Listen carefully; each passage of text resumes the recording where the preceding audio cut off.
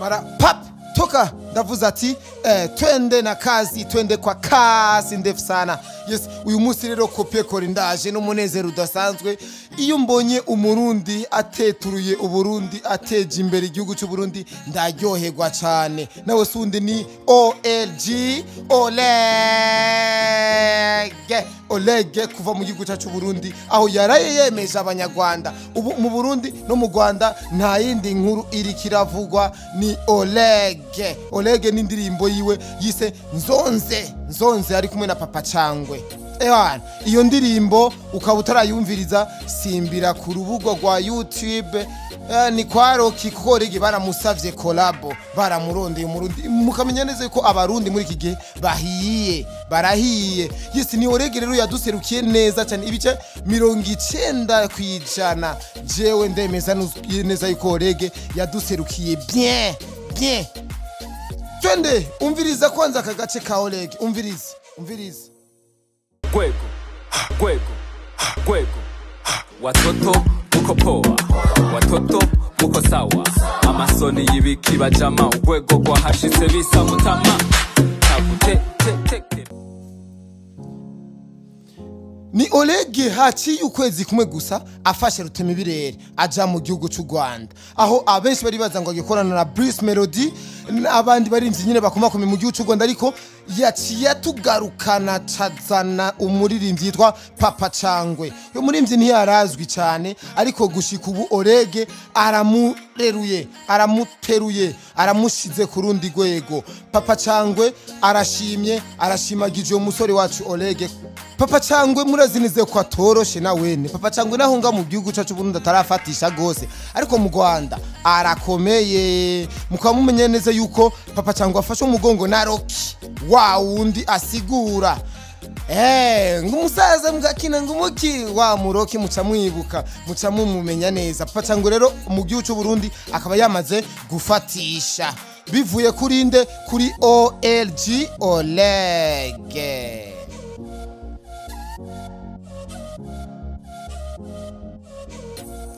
Yes, ni ku munsi wejo aho twabona indirimbo pap yinjiye ku rubuga rwa YouTube. Abarundi, abanyarwanda, batanzania, abakongomana bose banyarukira kuraba iyo ndirimbo yo musore wacu Olege na Papa Cyangwe. Pap indirimbo iraje, turayumvirije. Indirimbo iryoshe cyane, utozimya cyangwa uhagarike cyangwa usimbishe, ariko hagize kuri ya minota ya Olege uzumva ngo watoto mko poa, watoto mko sawa, ukaza wumva kandi kabijya ngo ehamata kumatako.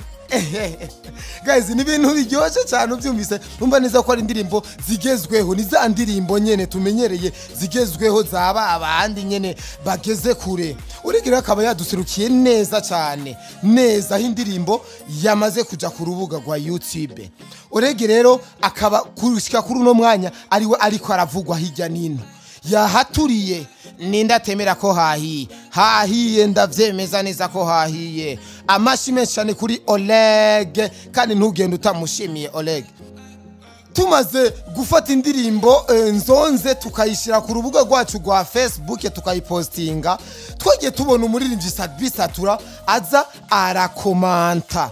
Amaze gukomanta ivyakurikiye nibiki, Papa Cyangwe yararondeye, ararondera iyo posti, arafata ya commentaire arayiterura, gira screenshot, arayitura ayijana muri Instagram yiwe. Tubibutse neza ko uru rubuga rwacu rwa Facebook guys, ni urubuga rugeze kure cyane, rukurikirana n'abarundi benshi cyane, abanyarwanda, batanze n'abakongomani n'abahe umugabane wose, isi nzima iraruza urubuga rwacu. Murezine ko Sadbisatura atigeza posting yo ndirimbo, ariko commentaire yazanye, commentaire yaje gukomanta iwacu niyo yatumye indirimbo inagera kure. Papa Cyangwe kuri Instagram yiwe yinjije abafollowers benshi cyane, kuko yazanye commentaire ya Sadbi aho yakomanse gusa. Abantu baguma biruka kuraba iyo ndirimbo Sadbi yashimagije yemeye.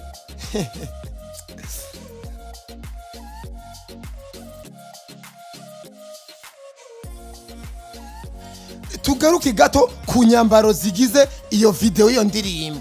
ivideo ikaze cyane. Abenshi bijya nino baravuga ngo yiganye ngo ni copy ya kanyaga ya ndirimbo ya Diamond, ariko Olege wewe abivuga ku iki? Olege wewe nta menshi avuga, murazi yuko atakunde kuvuga menshi.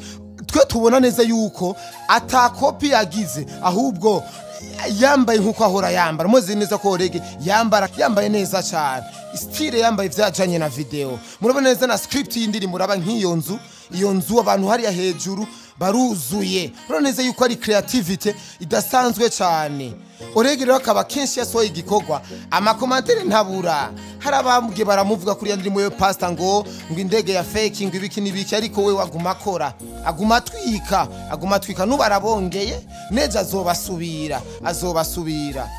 Papa cyangwe nawe yoba yaririmbye neza kuko asa nuwamufatiye refre, arongera arerekana ubushobozi bwe, ariko Olege mu ncamake kuvuga bivuga neza yuko yaduserukiye neza cyane.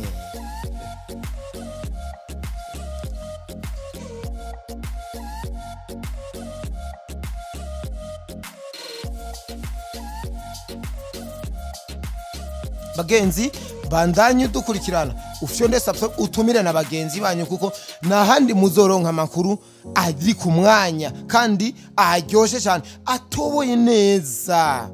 Yes, yari kopie kuri microphone. Reka ndabashimira ndababwira ati ciao ciao. Music, celebrity, entertainment, showbiz. Welcome to the Town Trend Show.